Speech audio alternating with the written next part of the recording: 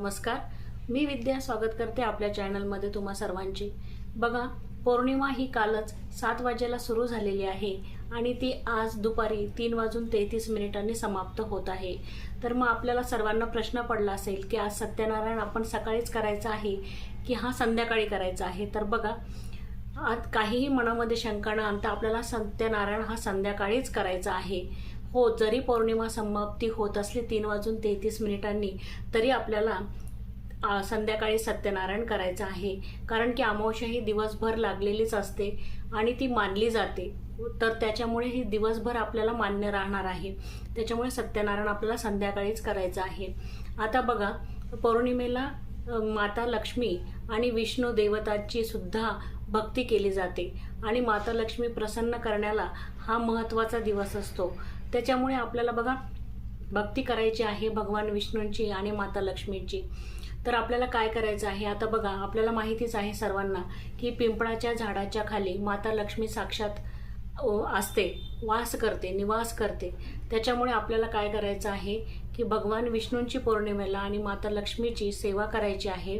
आणि आता ह्या दिवशी तुम्ही काय करायचं आहे की बघा, विष्णू सहस्त्रनाम म्हणू शकता, गायत्री मंत्र म्हणू शकता, महालक्ष्मी मंत्र स्तोत्र म्हणू शकता।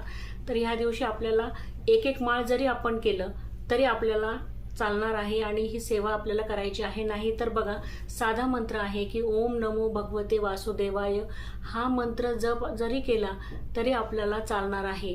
नाहीतर 99 मंत्र ओम ऐम रीम क्लीम चामुंडाय विच्च हा मंत्र म्हटला तरी चालणार आहे। साधे आपल्याला हे मंत्र म्हटले तरी तितकंच फळ आपल्याला मिळणार आहे। तर बघा, आपल्याकडून शक्य जितका तुमच्याकडून होईल तितकं तुम्ही करा। नाही तर आपल्याला सोपे मंत्र सुद्धा दिलेले असतात आणि ते म्हटल्याने सुद्धा तितकीच आपल्याला फळ मिळत असतं त्याचं। तर आता आपल्याला बघा, पिंपळाच्या झाडाखाली आपण बघितलं की साक्षात लक्ष्मी मातेचा निवास असतो। तर त्यामुळे आपल्याला काय करायचं आहे की पौर्णिमेच्या दिवशी संध्याकाळी म्हणजे आपल्याला दिवा लावायचा आहे। तर तो दिवा तुम्ही तुपाचा लावा, नाही तर तेलाचा लावला तरी चालणार आहे, परंतु आपल्याला दिवा हा लावायचाच आहे, कारण की माता लक्ष्मी साक्षात तेथे निवास करते आणि माता लक्ष्मीला प्रसन्न करण्याचा पौर्णिमेचा दिवस हा खास असतो। त्याच्यामुळे आपल्याला दिवा हा लावायचाच आहे आणि न चुकता लावायचा आहे। कारण की बघा, आपल्याला जे प्रयत्न आपण कष्ट तर करतच असतो, परंतु कष्टाला जर उपासनेची जोड असेल, साधनेची जोड असेल, तर बघा, लक्ष्मी माता तेथे नक्की आपल्याला पावते आणि तेथे कष्टाला फळ मिळतं। त्याच्यासाठी आपल्याला हे जे छोटे छोटे उपाय सांगितलेले असतात ते करायचे असतात आणि खास प्रसंगी हे आपल्याला करायचे असतात। आणि हे प्रसंग त्याच्यासाठीच असतात की ते उपाय जर केले तर आपल्या कष्टाला ती जोड मिळते त्याचा आणि आपल्या कष्टाला मग फळ मिळते त्याचे। म्हणून आपल्याला त्याच्याबरोबर आपल्याला भक्तीसुद्धा कष्टाबरोबर करायची असते। तर त्याच्याबरोबर हे उपाय करायचे असतात। म्हणून आपल्याला पिंपळाच्या झाडाखाली तुपाचा किंवा तेलाचा दिवा बघा अवश्य लावायचा आहे। माता भगिनींनो, न विसरता लावायचा आहे। संध्याकाळी जेव्हा आपण दिवाबत्ती करतो, दिवे लावतो देवाला, त्याच वेळेस आपल्याला हा दिवा लावायचा आहे। आणि बघा, आपलं दुसरं काय करायचं आहे, तर आपल्या घराच्या बाहेर सुद्धा आपल्याला एक दिवा लावायचा आहे आणि कापूर जाळायचा आहे। आता ह्याने सुद्धा आपल्याला सर्व निगेटिव्हिटी जाऊन आपल्या घरामध्ये लक्ष्मीचा प्रवेश होणार आहे। त्याच्यामुळे आपल्याला हे उपाय करायचे आहे। आता हा दिवा कुठे लावायचा आहे, कोणत्या बाजूनी लावायचा आहे, तर आपल्याला हा दिवा कुठे लावायचा आहे, तर आपण जेव्हा आता घरामध्ये प्रवेश करतो तर त्यावेळेस ती उजवी बाजू आणि घरामधून बाहेर जेव्हा आपण पडतो तेव्हा ती डावी बाजू असेल। तर त्या बाजूने आपल्याला तुपाचा किंवा तेलाचा दिवा लावायचा आहे। तुपाचा म्हणजेच शुद्ध गाईचं जर तूप असेल तुमच्याकडे तर त्याचा दिवा लावला तरी चालणार आहे, आणि नसेल तर साधं तेलाचा दिवा लावला तरी चालणार आहे, तितकंच फळ आपल्याला मिळणार आहे। आणि दुसरं आपल्याला काय करायचं आहे, दिवा हा तुम्ही कशातही निरंजनामध्ये लावा किंवा पितळेचा दिवा असेल तर त्याच्यात लावा, पणती असेल तर त्याच्यामध्ये लावा, तर त्याच्यात लावला तरी चालणार आहे। आणि नुसता दिवा सुद्धा लावण्याला तितकंच महत्त्व आहे मैत्रिणींनो। परंतु त्याच्यामध्ये जर तुम्ही 2 लवंगा आणि 2 विलायची जर टाकली तर आणखी चांगलं राहणार आहे। लक्ष्मी मातेला ह्या प्रसन्न करणाऱ्या ज्या वस्तू आहे त्या जर आपल्या दिव्यामध्ये टाकल्या तर आपल्याला तितकं त्याचं जास्त फळ मिळणार आहे. नाही नसेल तुमच्याकडे तर साधा तेलाचा दिवा लावला तरी चालणार आहे तुम्ही, आणि परंतु लावायचाच आहे. आणि दुसरा काय करायचं आहे बघा, आपण निरंजन नाहीतर पंती घ्यायची आहे. त्याच्यामध्ये आपण 2 नाही तर 3 कापराच्या वड्या घ्यायच्या आहे आणि त्याच्यामध्ये आपल्याला लवंगा टाकायच्या आहे 2, आणि तो कापूर आपल्याला दरवाजावरती जाळायचा आहे.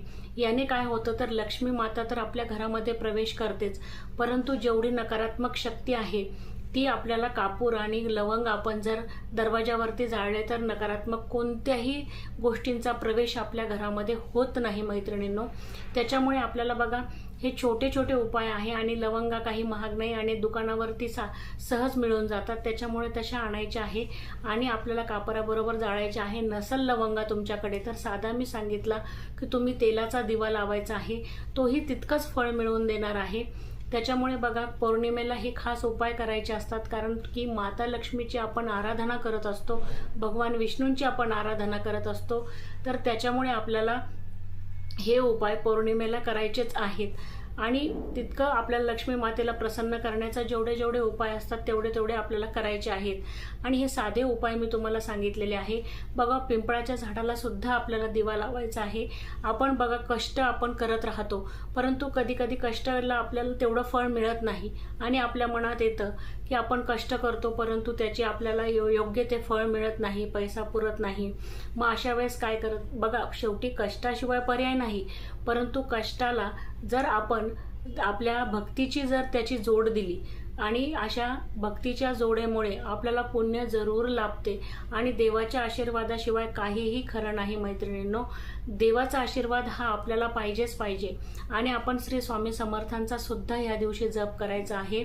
बघा 1 माळ करा, तुम्ही 21 वेळास करा, परंतु आपल्याला करायचाच आहे आणि आपल्याला तेवढं पुण्य हे लाभून घ्यायचंच आहे. आणि पौर्णिमेला हे खास उपाय केल्याने त्याचे वेगळेच असे महत्त्व आहे आणि वेगळेच असे आपल्याला बघा तो प्रभाव दिसून येतो. तो प्रभाव तुम्ही स्वतः अनुभव घ्या आणि हे उपाय करा. जर तुम्हाला बघा छोटासाच व्हिडिओ होता परंतु माहितीपूर्ण होता. जर तुम्हाला माहिती आवडली असेल तर नक्कीच चॅनलला लाईक करा, सबस्क्राईब करा आणि कमेंट करायला अजिबात विसरू नका. धन्यवाद.